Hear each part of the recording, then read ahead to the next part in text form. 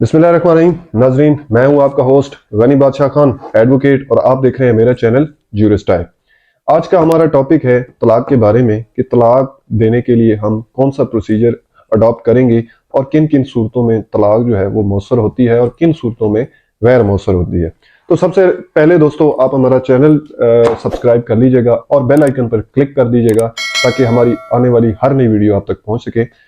तो तलाक के बारे में अक्सर लोग सवाल करते हैं कि उसका क्या प्रोसीजर है और किन तरीके से वो मौसर हो सकती है। सबसे पहले इसके जो तलाक का जो लॉ है, the Muslim family laws ordinance 1961, तो इसको 1961 में नाफिज और अमल किया गया है, जिसकी सेक्शन 7 में कुछ शराइत रखी गई हैं कि किन शराइत को पूरा करके तलाक जो है वो बीवी को भिजवाई जाएगी।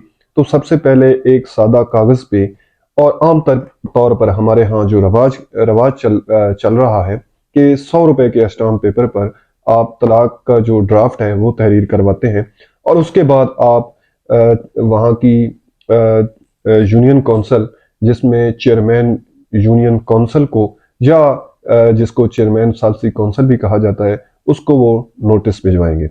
और एक नोटिस की जो नकल है वो आपने अपनी बीवी को भिजवानी है ताकि इंटीमेट वो हो सकें। सेक्शन 7 की जो शर्त है कि सबसे पहले आपने उसका इजहार करना है कि आप अपनी बीवी को तलाक देना चाहते हैं, और उसके बाद आप वो नोटिस यूनियन काउंसिल, चेयरमैन सालसी काउंसिल को भिजवाएंगे। और उसकी तीसरी जो शर्त है वो कि आप अपनी जोजा को वो तलाकनामा और उसकी नकल भिजवाएंगे। इस तरीके से ये तलाक मौसर हो जाती है। और कई सूरतों में ये देखने में आता है, और अक्सर लोग ये सवाल करते हैं कि अगर आपको बीवी का जो एड्रेस है वो मालूम नहीं है तो तब आपके पास क्या रेमेडी है, आप किस तरीके से उस तलाक को मौसर बना सकते हैं। तो उसके लिए रेमेडी ये है कि जिस भी यूनियन काउंसिल में मियाँ बीवी इकट्ठे रहे हों आखिरी दफा, तो वो शख्स उस यूनियन काउंसिल चेयरमैन सालसी काउंसिल को वो तलाकनामा भिजवा सकता है। और अगर उसका भी मालूम नहीं है तो जहां पर निकाह सबसे पहले रजिस्टर किया गया था उसकी यूनियन काउंसिल को आप वो नकल भिजवा देंगे। इसके अलावा बीवी के कुछ अफराद जो होते हैं निकाहनामा में बीवी को तलाक का हक जो है वो तफवीज कर देते हैं, तो बीवी का भी यही प्रोसीजर अडॉप्ट करके वो तलाक नामा की सूरत में चेयरमैन सालसी काउंसिल को वो भिजवाएगी, और इस तरह वो तलाक मौसर हो जाएगी। कुछ केसेस में ऐसा होता है कि चेयरमैन यूनियन काउंसिल या सालसी काउंसिल वो नोटिस लेने से इनकार कर देता है, तो उसके लिए आपके पास क्या रेमेडी होगी?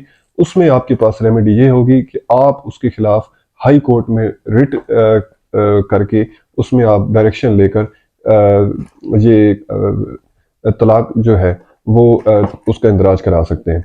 और अगर तलाक का सर्टिफिकेट जो है, समटाइम्स ऐसा देखने में आया है कि किसी शख्स ने 2 तलाकें भिजवा दी हैं या 1 तलाक भिजवा दी है और उसमें अपनी बीवी के साथ रुजू कर लिया है, और जो यूनियन काउंसिल है उनको इतला नहीं की गई, तो उसमें यूनियन काउंसिल का जो सर्टिफिकेट है वो जारी हो जाता है। लेकिन उसके बावजूद कि सर्टिफिकेट जारी हो चुका है, जब मियाँ बीवी ने आपस में रुजू कर लिया है तो उस सर्टिफिकेट की जो कानूनी हैसियत है वो ख़त्म हो जाती है, और वो एक रद्दी के कागज़ के अलावा उसकी कोई हैसियत नहीं होती।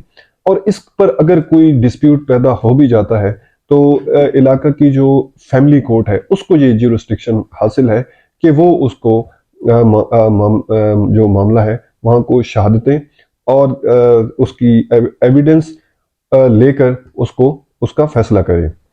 जी नाज़रीन, ये सिंपल एक प्रोसेस है जो मैंने मुख्तसर और आसान अल्फाज में समझाने की कोशिश की है। उम्मीद है आपको इस टॉपिक की समझ आ गई होगी। हमारी अगली वीडियो का इंतज़ार कीजिएगा। तब तक के लिए अल्लाह हाफिज़।